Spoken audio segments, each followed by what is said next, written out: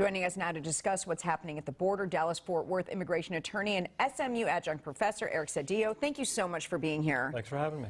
We just got off the topic there with former Sheriff Lupe Valdez about bringing these families together. Is that even possible now with them, so many being separated? Yeah, I think it will be eventually, and that's the issue. There's a lot of nonprofit groups that are banding together to try to find and match them up, match up the parents who are in detention with the children who are being in the process of being placed with sponsors. So I think it's going to happen eventually. So with families now, the goal keeping them together, what happens to children who are united with parents who are being criminally charged? Are they all detained together? Are they in detention, effectively all being, you know, in some sort of jail together? Yeah, the Flores settlement requires that they be held in detention for less than 21 days. So after 20 days, Health and Human Services is attempting to find sponsors for them. So the reality is when they find a sponsor, they can send them off to a family member in New York, for example. Right. That might be the possibility. By the time the parents finish up their both criminal detention, they'll actually be placed in civil detention, so they're still being held, just in a different facility.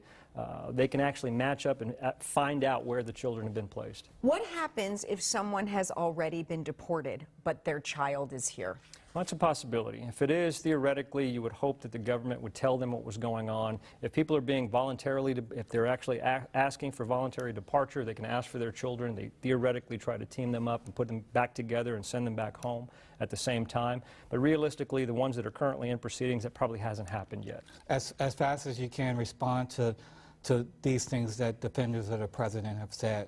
One, he's just following the law. Well, in all honesty, the zero tolerance policy that they implemented created all the havoc that we're kind of dealing with. It put the parents into criminal proceedings. They're turned over to the federal marshal's office. When that happens, the separation occurs.